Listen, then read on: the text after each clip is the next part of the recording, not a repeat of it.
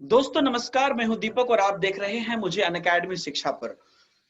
Teachers talk के इस episode में, टॉप एडुकेटर्स टॉक की इस एपिसोड में एक बार फिर से हमारे साथ मौजूद हैं चंचल अग्रवाल सर। सर आपका एक बार फिर से हम हृदय से स्वागत करते हैं।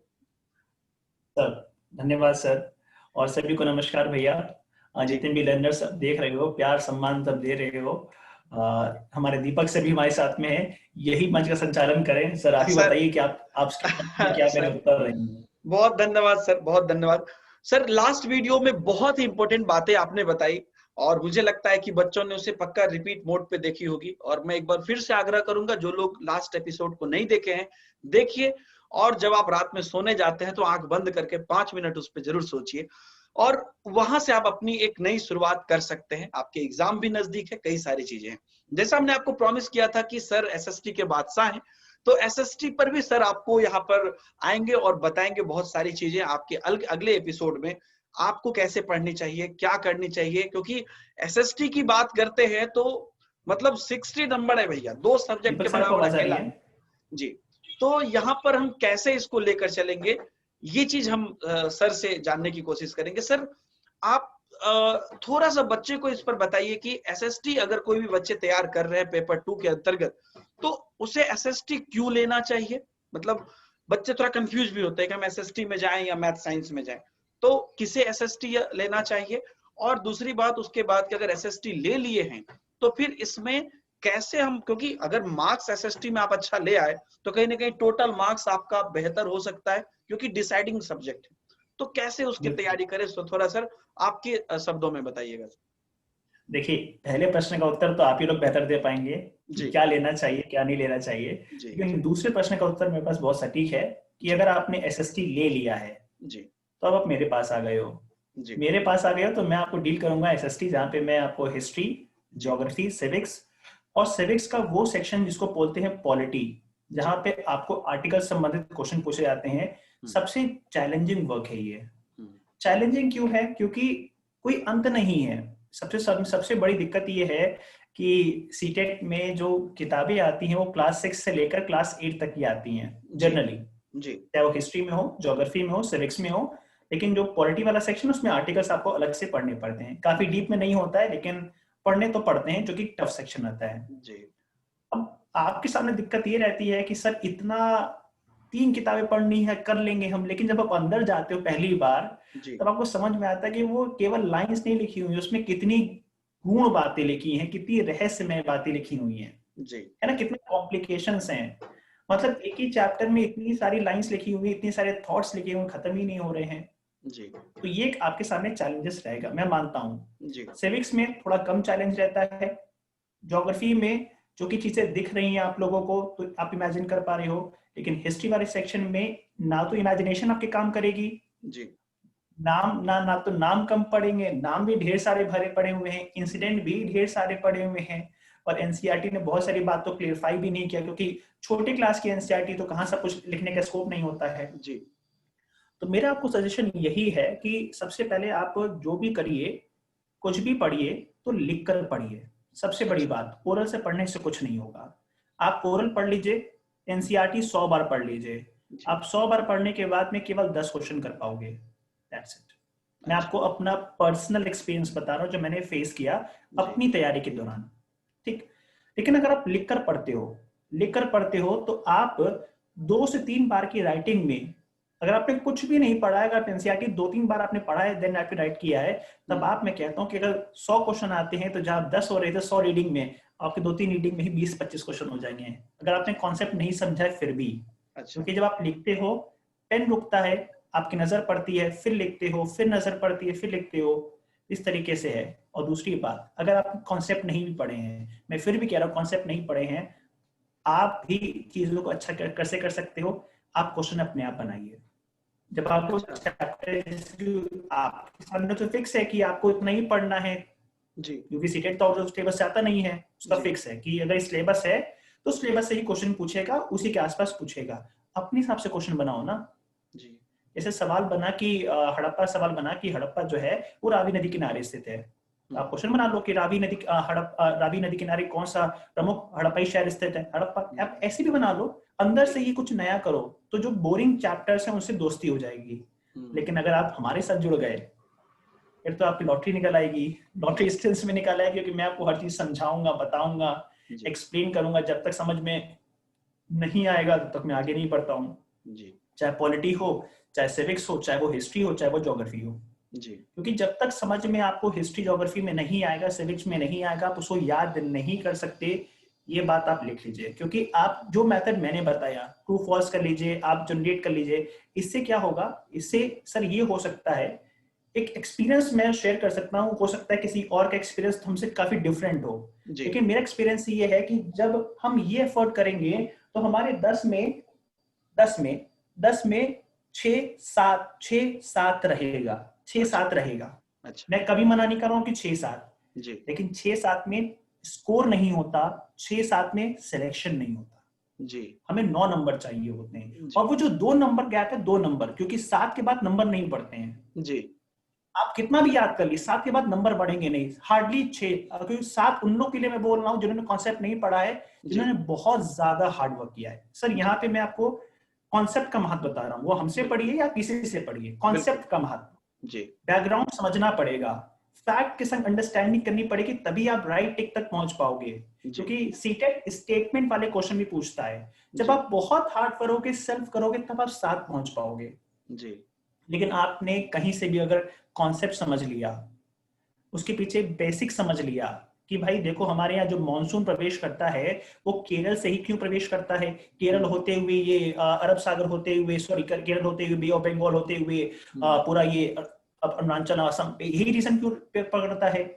हमारे वेस्टर्न घाट में कुछ जगह पे बारिश क्यों नहीं होती है, कुछ जगह बारिश होती है, रेन शेडेड एरिया क्यों बोलते हैं, क्या रीजंस हैं जी। आपने जब रीजंस जान लिए, वही तर्क रीजंस जान लिए, तो वो कॉन्सेप्ट रुकेगा। और आपने जब उसकी डायग्राम बना लिए ना, तो आपको ज्योग्राफी जैसे टफ सब्जेक्ट भी आसान लगेंगे। हिस्ट्री में आपको डबल मेहनत करनी पड़ी, क्योंकि हिस्ट्री में तो हर घटना में कुछ नया होता है, तो हिस्ट्री में अलग ज्यादा मेहनत करनी पड़ती है, ज्योग्राफी में थोड़ी कम करनी पड़ती है, सिविक्स में सबसे कम मेहनत करनी पड़ती है। तो लिखना पड़ेगा, कॉन्सेप्ट समझना पड़ेगा, क्वेश्चन की प्रैक्टिस भी करना पड़ेगा। आप ये मत सोचिए कि मैंने पूरा पढ़ लिया है, काम चल गया, ठीक है, वो एक स्टेज के बाद होता है। मतलब आप जब कई सालों से मेहनत कर रहे होते हो, तो आपको पढ़ने की आदत हो जाती है, तो माइंड आपका तुरंत हिट करना शुरू करता है कि हाँ ये पढ़ा, मैं ऑब्जर्व कर लिया, क्योंकि वो एक्सपीरियंस है। लेकिन जब आप फ्रेशर होते हो तो सर आपके पास स्पेस नहीं है कि आप तुरंत ग्रास्प कर पाओ, तो आपको बार बार क्वेश्चंस करने होंगे, गलतियां होंगी, और अच्छा है क्वेश्चन गलत करिए क्लासरूम में, क्योंकि जो क्वेश्चन गलत होगा ना वो एग्जाम में सही होगा पक्का। और कहीं क्वेश्चन पे डिस्कशन हो गया जी, तो सर मैं गारंटी दे रहा हूँ कि उससे संबंधित क्वेश्चन कभी गलत बिल्कुल सही बात, अगर आपने ध्यान सुना है तो जी। तो ये सब थीम है। तो मैंने बताया कि अगर आप इंडिविजुअल करते हो तो उसमें क्या ड्रॉबैक्स आएंगे, उसमें कैसे मार्क्स उठ सकते हैं, लेकिन आप मेरे पास आओगे या किसी और टीचर के पास, जो भी आपके माननीय टीचर होंगे उनके पास जाओगे, तो कैसे मार्क्स वो 7 में फिर 9 आएंगे। और कहीं आपने मेरी सारी बातों को माना, आपने खुद भी मेहनत की, तो फिर वो रिकॉर्ड टूटेगा 10 में 10 का, और 10 में 10 आते हैं। क्यों आते हैं? क्योंकि यहाँ मार्क्स नहीं करते हैं, ये आपकी थ्योरेटिकल पार्ट नहीं, ये ऑब्जेक्टिव पार्ट है। और ऑब्जेक्टिव में वो सेक्शन है जहां पे क्वेश्चंस प्री डिफाइंड, मतलब वो आउट ऑफ सिलेबस नहीं जाता है जी, उस सिलेबस पे टॉपिक पता है, मतलब उसी टॉपिक से आना है, उसी को फिक्स है। अब उसको आप कैसे करते हो ये आपके ऊपर है, आपके ऊपर है। आपने नहीं किया तो किताबें खत्म नहीं होंगी जी, और सही से किया तो किताबें खत्म नहीं होंगी, पूरे मार्क्स मिलेंगे। सर ये बात है। ये डिस्ट्रीब्यूशन कैसा रहता है सर? एसएसटी में जो टोटल 60 है, इसका डिस्ट्रीब्यूशन कैसे कैसे रहता है, कुछ इस पर आइडिया देंगे? सर आपको मैं बताऊं कि जो क्वेश्चंस रहते हैं वो बराबर, ऐसा नहीं किसी को वेटेज बराबर नहीं है। अच्छा, अगर 20 क्वेश्चन हिस्ट्री के हैं तो 20 ज्योग्राफी के होंगे। अच्छा, और 20 सिविक्स और पॉलिटी को मिलाकर होंगे, क्योंकि उन्होंने 3 सब्जेक्ट कंसीडर किया है, हिस्ट्री को, ज्योग्राफी को, सिविक्स को। हिस्ट्री सबसे बड़ा क्वेश्चन हिस्ट्री कवर करता है, तो उसके 22 क्वेश्चन रहेंगे। मैं एग्जांपल तौर बता रहा हूँ, रेस्ट क्वेश्चन 18-19 क्वेश्चन इसके रहेंगे, 20 क्वेश्चन रह सकते हैं। और जो सबसे कमजोर पक्ष है सिविक्स, उसके 10 क्वेश्चन आपके एनसीईआरटी से होंगे, और 10 ही क्वेश्चन आपके पॉलिटी वाले, जहां पे आर्टिकल्स होते हैं, जैसे राष्ट्रपति किस आर्टिकल में है, अच्छा, राष्ट्रपति की शक्तियां बता दीजिए, या बता दीजिए कि मूल अधिकार में संपत्ति का मूल अधिकार पहले किस आर्टिकल में था, ऐसे सवाल, सिंपल सवाल। तो इस अच्छा। तरीके से डिस्ट्रीब्यूशन हुआ है। तो सर ये मतलब इसी में पेडागोजी भी है, सब्जेक्ट वाइज? पेडागोजी अलग होती है सर, उसके 30 क्वेश्चन अलग आते हैं।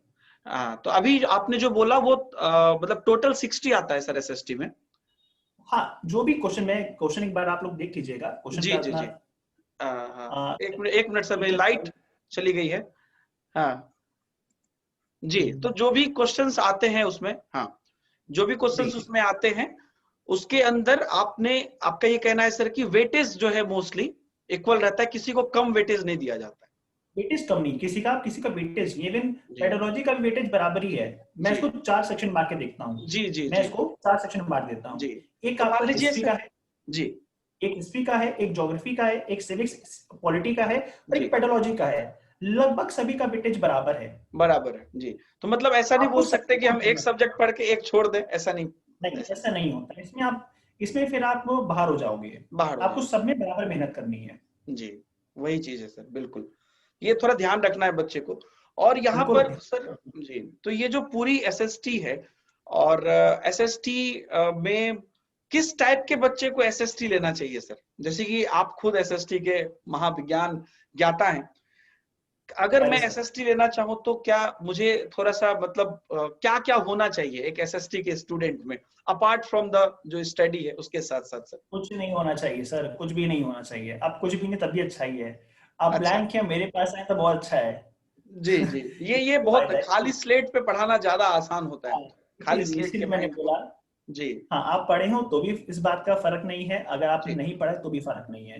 ये अच्छा। डिपेंड करता है कि आपकी पर्सनल अप्रोच कैसी है, पढ़ना चाहते हो कि नहीं पढ़ना चाहते हो, पहला पॉइंट ऑफ व्यू। जी दूसरा क्या है कि सामने वाला टीचर कैसा मिला है। जी अगर ये दोनों सही मिल गए, आपकी पढ़ने की इच्छा और जी पढ़ाने वाला सही आदमी, जी वो जो भी है, जी अगर आपको सही मिल गया, तो फिर क्या होगा, आपके मार्क्स उठेंगे। चाहे वो आप केमिस्ट्री पढ़ो, चाहे जी फिजिक्स पढ़ो, मैथमेटिक्स पढ़ो, सीडीपी पढ़ो, जी एसएसटी पढ़ो, एटोनॉमी पढ़ो, मतलब जो भी ये सब्जेक्ट्स होते हैं, जी जो भी जी पढ़ो, जी अप्रोच, सामने वाला टीचर, हमारा अप्रोच, ये इंपॉर्टेंट है। ये मैं इम्पोर्टेंट। बोलना चाहूंगा। इसके ऊपर और कोई सब्जेक्ट तो सर सभी बिल्कुल, अच्छे हैं। मतलब हाँ, मतलब कर सकता है, कोई भी कर सकता है, सही रास्ता, उसको सही डायरेक्शन मिलना बस जरूरी है। टीचर का रोल है इसमें, टीचर का रोल है सर। टीचर का रोल क्योंकि है। बच्चा जो है अगर इस फील्ड में आया है, जी टीचर का बच्चा इस फील्ड में आया है, तो उसका अल्टीमेटली उद्देश्य क्वालिफाई तो करना है। इसका मतलब जी जिज्ञासा है। जी और वो, अगर हम ये कहें कि बच्चा पढ़ना नहीं चाहता है, तो ये जी। गलत कह रहे हैं। अच्छा। क्योंकि अगर हम, जैसे हम लोग इंटरेस्टिंग टॉक कर रहे हैं सर, ये फैक्ट, ये टॉक कहाँ से कहाँ पहुंच जा रही है, जी जी मतलब जी। इंटरेस्ट, मतलब खुद ही पता नहीं चल रहा कि समय क्या हो गया। मैं बार बार सोच रहा हूँ कि समय नहीं नहीं भाग ना सर, नहीं, जाए। बहुत बहुत सही चीज है, इस पे हम समय का बिल्कुल भी चिंता ना करेंगे। हम बिल्कुल आज इस पकड़ चीज के को, बैठा हूँ तुमको, भाई समय रुक जाओ। सर हम ये चाह रहे हैं कि आज बहुत दिन बाद आपसे मौका मिला है, आपसे क्या क्या हम ले लें कि बच्चों के सामने जो है बच्चे को फायदा हो जाए सर, हम तो उस चक्कर में है सर। तो बिल्कुल सर, बताइए। तो सर वही मैंने बोला कि इस चीज में टीचर्स का बड़ा योगदान है। जी जैसे मैं आपको बहुत सटीक बात बताता हूँ, जैसे गौतम बुद्ध की कहानी है। जी। एनसीईआरटी में गौतम बुद्ध की कहानी को एक्सप्लेन किया ही नहीं गया है।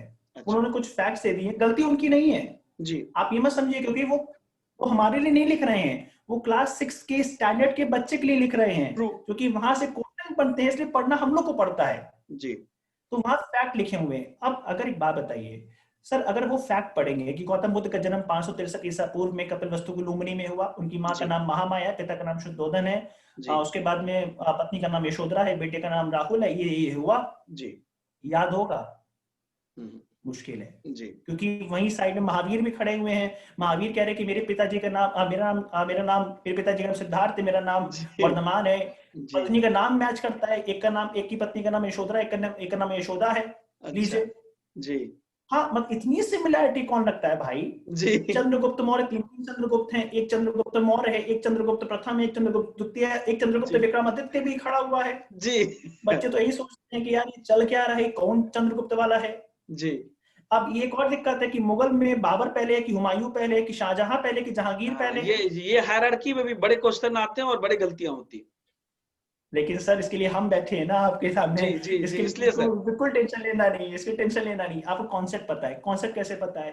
देखिए सर, इसको बोलते हैं आसान भाषा में।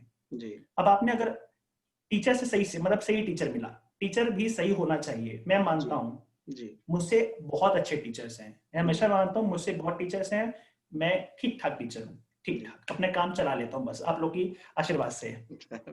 अब देखिए सर, अगर मैं कहानी ऐसे बताऊं कि कहानी शुरू होती है कपिलवस्तु से। कपिलवस्तु कहाँ पड़ता है? नेपाल में। नेपाल में एक जगह है कपिलवस्तु जहां पर कभी शाक्य वंश के लोग शासन करते थे। अच्छा। और कहा जाता है कि शाक्य वंश में जो राजा थे उनका नाम था शुद्धोधन, उनकी पत्नी का नाम था महामाया।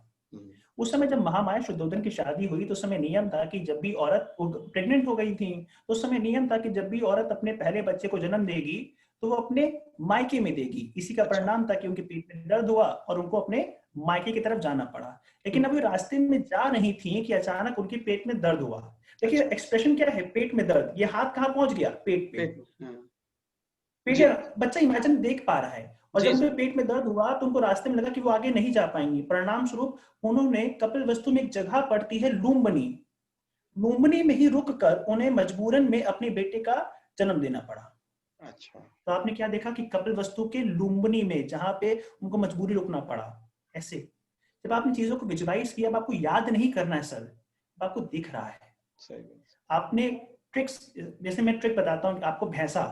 भैंसा सर क्या हम्म, है? भैंसा मतलब होता है बाबर, फिर बी से बाबर, एच से हुमायूं, ए से अकबर, जे से जहांगीर, उसके अच्छा। बाद एस से शाहजहां, ए से औरंगजेब। भैंसा। गुड़ अच्छा। खा लो तसले में बन जाओ भैंसा। गुड़ का मतलब होता है गुलाम। उसके बाद में ड़ा का मतलब होता है, सॉरी गुलाम, गुलाम में सॉरी, गुड़ खा लो तसले में, गुड़ का मतलब होता है गुलाम, खा का मतलब खिलजी, ता का मतलब तुगलक, सा का मतलब सैयद, ला का मतलब लोधी, दिल्ली सल्तनत के पास डायनेस्टी। और जब गुड़ खाओगे तसले में तो गुड़ में होता है कैलोरी, ढेर सारा कैलोरी खाओगे, तसला जी काफी बड़ा जी होता जी है, जी। तो खा खा के बन जाओगे भैंसा। तो बाबर, हाँ, हुमायूं, अकबर, उसके जहांगीर, बाद ये। औरंगजेब। अरे वाह सर, वाह। मतलब जो भी बच्चे इस वीडियो को देख रहे हैं, अगर आपने आज तक चंचल सर के वीडियो को नहीं देखा है तो यही नीचे कहीं सजेशन में दिखा रहा होगा, या फट जल्दी से आप एटलीस्ट अनअकैडमी शिक्षा पे क्लिक करके देखिए। मैं तो जाके जो भी वीडियो मैं नहीं देखा वो अब देखने वाला हूँ, क्योंकि ऐसे ट्रिक के बाद और ऐसे तरीके के बाद मेरा सब्जेक्ट हो ना हो, पढ़ना तो मुझे है, जानना तो मुझे बहुत इंटरेस्टिंग सर। मतलब आप जब अभी बता रहे थे कहानी, जब वो जा रही थी बच्चे को जन्म देने, मतलब मुझे ऐसा लग रहा था कि मैं मूवी देख रहा हूँ। मूवी देख रहा हूँ मतलब जिंदगी का सबसे यही चीज है। मतलब मजेदार काम कर रहा हूँ। ऐसा नहीं लग रहा है कि मैं अब पढ़ाई कर रहा हूँ।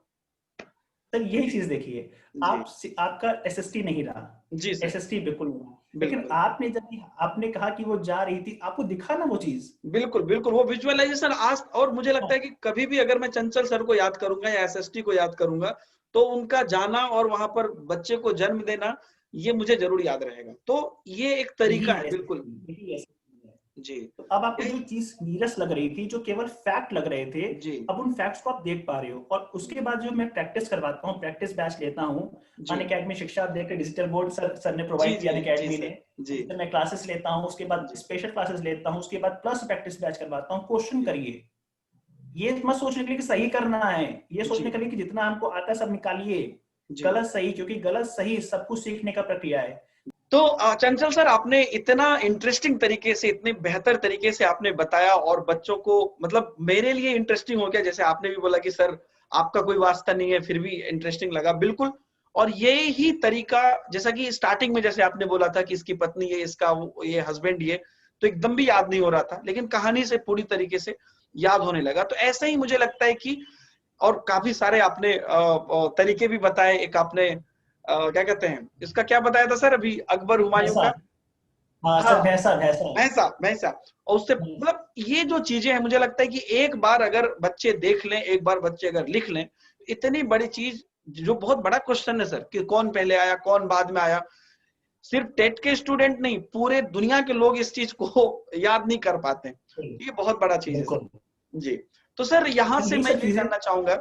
जी जी सर। आप प्लीज, आपको जी। आपसे आप तो सर बताइए। मैं ये जानना चाहूंगा कि इतनी इंटरेस्टिंग चीजें हैं, अगर जो भी बच्चे अभी अनअकैडमी शिक्षा पर ये वीडियो देख रहे हैं, तो अगर उनको आपसे ये चीजें लेनी है, क्योंकि आप अनअकैडमी प्लस पर एक टॉप एडुकेटर के रूप में पढ़ा रहे हैं, तो मैं ये चाहता हूं कि जो बच्चे इस वीडियो को देख रहे हैं और जो इसका लाभ अभी तक नहीं उठा सके हैं, तो या तो वो अनअकैडमी प्लस पे हैं या नहीं है। अगर वो आने वाले एग्जाम की तैयारी कर रहे हैं, एमपी टेट हो या सी टेट हो या कोई भी स्टेट टेट हो, जिस पर कि एसएसटी के लिए वो पेपर 2 के लिए तैयारी कर रहे हैं, तो सर आपके कौन कौन से बैचेज हैं या आने वाले बैचेज हैं, क्या टाइमिंग होगा जिसमें कि बच्चे जाकर लाभ उठा सके? सर थोड़ा हमें जानकारी देंगे उस बारे में। देखिए सर, सबसे पहली बात तो कि ये बैचेस मेरे समय समय पे आते रहते हैं। अच्छा, डेली बैचेस चलते हैं, मतलब डेली मतलब आप मान के चलिए कि आपको एसएसटी में अगर आप आते हो जी तो आपको मंडे टू संडे रोज क्लास मिलेंगी, जी क्योंकि हम लोग के पास में ये है कि ढेर सारे बैचेस है। अकेडमी कहता है कि जितना पढ़ाना उतना पढ़ाइए, जी बच्चा सेटिस्फैक्टरी होना चाहिए, क्योंकि बच्चे का क्वेश्चन होना चाहिए जी और उसके लिए कोई लिमिटेशंस नहीं है। जी ठीक, उसके बाद में मैं मंडे टू संडे रोज शाम को 8:30 से लेकर 9:30 तक, उसके बाद 10 से लेकर 11 मैं कोई लीव अच्छा लेता नहीं हूँ। अगर कोई वेकेशन ना, कोई फेस्टिवल जैसे दिवाली आता है छुट्टी लेनी पड़ी, अदरवाइज कोई लीव होती नहीं मेरी। अच्छा आप आइए। और मैं अभी आपको 2 दिसंबर से एक प्रैक्टिस बैच लॉन्च कर रहा हूँ। इसके अलावा 28 दिसंबर से एक और प्रैक्टिस बैच आ रहा है सीटेट 2020 के लिए, जो कि आपको 31 जनवरी 2021 को होना है, अच्छा। जिसमें कम से कम 60 सेशन केवल प्रैक्टिस बैच के होंगे। ओ अब ये उन लोग के लिए है कि जिन्होंने पहले क्लासेस कर रखे हैं, ऐसा नहीं है। जी जिनके लिए जिन्होंने नहीं किया है, एक भी क्लास नहीं किया है, वो भी कर सकते हैं, क्योंकि मैं इसमें आपको अपने नोट्स दे दूंगा। अच्छा नोट्स में जो मैंने बनाए हैं आपके हिस्ट्री के, ज्योग्राफी के, पॉलिटी के और आपके सिविक्स के, वो मैं अपलोड कर दूंगा कि आप वहां से डाउनलोड करके उससे भी काफी हेल्प ले सकते हो अगर आपने कुछ भी नहीं पढ़ा है। जी एनसीईआरटी बहुत मत पढ़िए, मतलब अगर पढ़ना है तो पढ़ सकते हैं, लेकिन जी नोट्स मेरे काफी रिलायबल हैं, आप उस पर जी रिलाई कर सकते हो, मार्क्स मिलेंगे आपको बहुत अच्छे। जी और इसके अलावा थ्योरी क्लासेस मेरी लगातार चलती ही रहती हैं।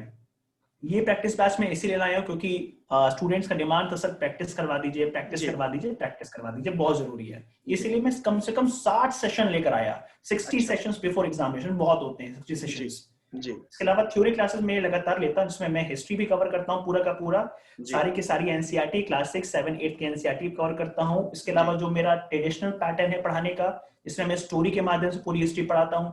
आप विश्वास कीजिए, आपको कुछ नहीं करना पड़ेगा, आपको सिर्फ कहानी सुनना पड़ेगा, और कहानी जी सुनने के बाद लॉजिकल वे में जी आपको तार्किक तौर पे समझ में आएगा कि हमें कैसे कहानी आगे बढ़ानी, देखेंगी चीजें। अगर मैं गोलकोंडा बोलूंगा, अगर मैं आदिवासी विद्रोह बोलूंगा, किसान विद्रोह बोलूंगा, 1857 का विद्रोह बोलूंगा, दिखेगा आपको कि चीज ऐसे ही क्यों हुई, सबके जी पीछे तर्क है। वैसे ही मेरी पॉलिटी है, पॉलिटी पढ़िए, उसमें आर्टिकल्स जो हैं जो आपको डर लगते हैं, जी आसान भाषा में, आसान भाषा में रुक रुक के पढ़ाऊंगा। आपकी सारी चीजें जो है आसान भाषा में होंगी, बट आपको उसके लिए प्लस पे आपको आना पड़ेगा। अगर आप जी मुझसे पढ़ना चाहते हो, मैं आपको कभी कंपेल नहीं करूंगा, आपके बिल्कुल ऊपर है। बिल्कुल अगर जी आप मुझसे पढ़ना चाहते हो, जो लोग प्लस पे भी हों, जो लोग प्लस पे, मेरे सबके लिए मैसेज है कि जी आप मुझसे पढ़िए। जी आपकी लाइफ में परिवर्तन आएगा। जो मैंने स्ट्रगल किया है, जो मेरी कहानियां हैं, मेरे किस्से हैं, वो जी सारी चीजें हैं। जी आप करिए, नंबर उठेंगे, मार्क्स उठेंगे, और जो लाइन आप क्रॉस करना चाहते हो, जी जिसके लिए आप यहाँ पे आए हो अनअकैडमी में, जी दीपक सर के पास आए हो, मेरे पास आए हो, हम सबके जी पास में आए हो, एक जी ट्रस्ट के साथ, जी उम्मीद के साथ। वो ट्रस्ट आपका बरकरार रहेगा। और जी आपने अब तक के टॉक में देखा ही होगा कि कितना निरंतर ही बोलता हूँ मैं। आपने बिल्कुल मेरे यूट्यूब पे सेशंस देखे होंगे अनअकैडमी जी शिक्षा पे। जी मैं हमेशा पढ़ाने पे फोकस करता हूँ, क्योंकि मेरा जी सर मानना है कि टीचर के पास क्या है, उसका कंटेंट। जी आप मुझे पसंद नहीं करो, मैं मेरी में क्या, मैं कोई हीरो तो नहीं हूँ। हाँ, जी अगर मेरा कंटेंट अच्छा रहा, जी एग्जाम ओरिएंटेड रहा, आपके क्वेश्चन आपका होते रहे, तो फिर मैं आपके लिए थोड़ा बहुत हूँ, जो भी काम बिल्कुल का आदमी। बिल्कुल इसीलिए बिल्कुल कंटेंट इंपॉर्टेंट है बस, बाकी कुछ भी नहीं है। कंटेंट थोड़ा सा लेना है तो आपको थोड़ा सा आपका रिक्वेस्ट है कि आप लोग प्लस पे थोड़ा सा आइए और जी आप भी अपने मार्क्स उठाइए। बाकी आप मुझे अनअकैडमी शिक्षा पे भी फॉलो कर सकते हो। जी सर, अनअकैडमी शिक्षा सब पर आपकी कितने बजे क्लास आती है?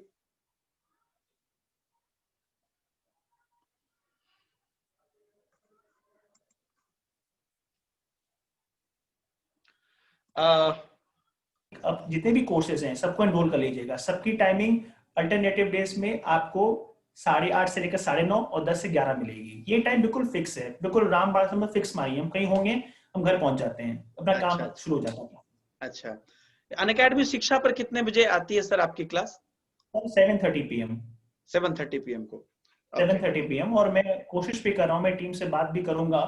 अगर आप लोग का सपोर्ट रहा, मैंने वादा भी किया था, अगर मैं वादा रिपीट भी कर देता हूँ। जी मैं वादा नहीं है, बट आपसे उम्मीद है कि जी अगर मेरे 100 लाइव लर्नर्स आते हैं, जी मतलब 100 डेली लाइव आते हैं, तो मैं जी आप लोगों को डेली क्लासेस, मतलब अगर मैं 18 सेशंस ले रहा हूँ, 16 सेशंस ले रहा हूँ, तो मैं उसको 24-25 तक लेके चला जाऊंगा, वाह सर वाह। अगर 100 लाइव डेली जी रहते हैं। बिल्कुल बस बिल्कुल। ये थोड़ा सा डिमांड है नहीं कि सर, भाई एक अगर मैं आपके लिए एक बिल्कुल एक अच्छे टीचर का सर यही पहचान है कि आप बच्चे को कंटेंट देने पर, बच्चे को पढ़ाने पर विश्वास कर रहे हैं और ज्यादा से ज्यादा बच्चे फायदा उठा सके उस पर आप ध्यान दे रहे हैं।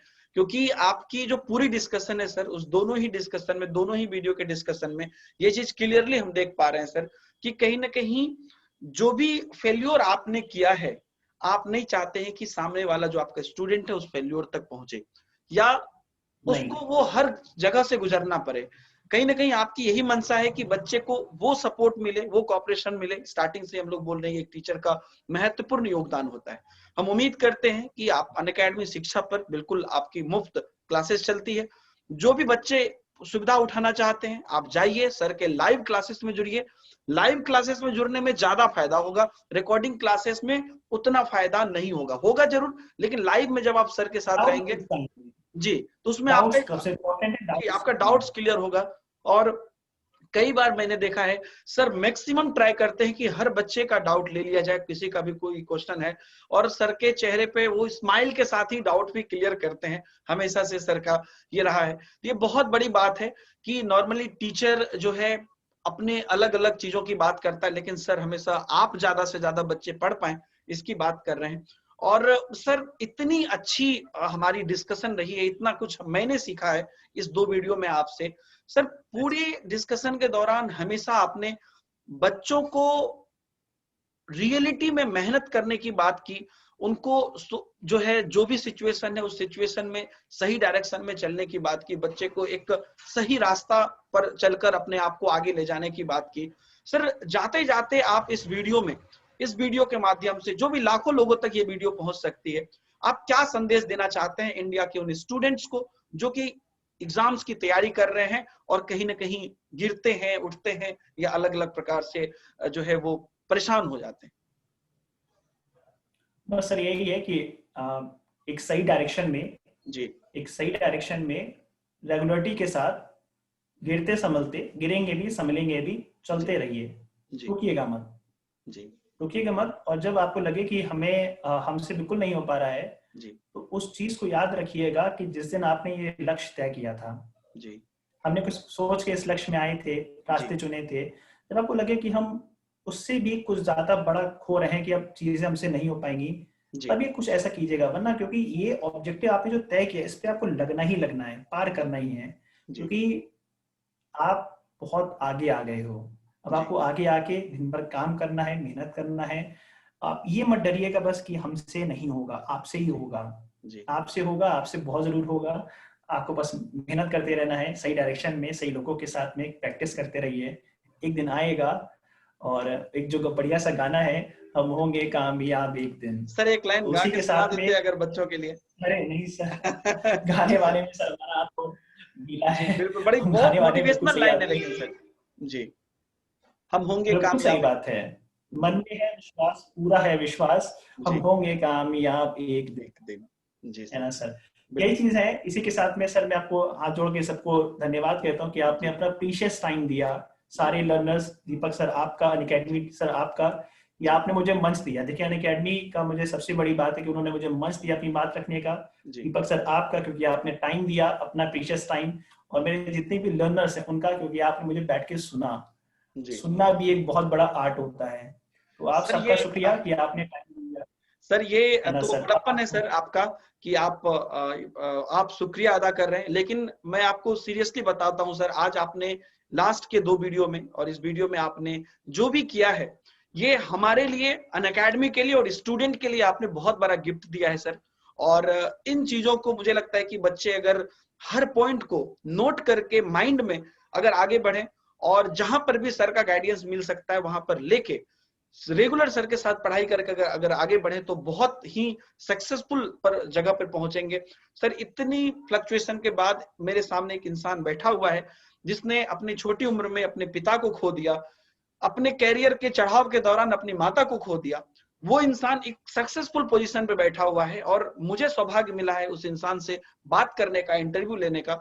तो कहीं ना कहीं अनअकैडमी के लिए, हमारे लिए और लर्नर्स के लिए बहुत सौभाग्य की बात है सर कि आज भी आप जिस मुकाम पर हैं, ऊपर वाला आपको और भी बड़े मुकाम पर ले जाए। आप जो चाहते हैं सब कुछ आपको हासिल हो। और ये गवाह है कि जब जब आपसे जिन जिन बच्चों ने पढ़ा है उन लोगों ने सफलताएं हासिल की है, और मुझे पूरा विश्वास है कि आने वाले समय में भी बहुत ही बेहतरीन तरीके से बच्चे आपसे सीखकर और आगे तक जा पाएंगे। सर बहुत बहुत धन्यवाद सर हमारे इस एपिसोड में आने के लिए। जी, तो बच्चों हमारे साथ थे चंचल मिलते हैं अग्रवाल सर। सर एपिसोड 2 में, और आप लोग भी हंसते रहिए, मुस्कुराते रहिए, अपने माता पिता का सम्मान करें, बड़े बुजुर्गों का ख्याल रखें, सबों के साथ प्यार बांटें। मिलते हैं नए वीडियो में, बाय बाय, जय हिंद।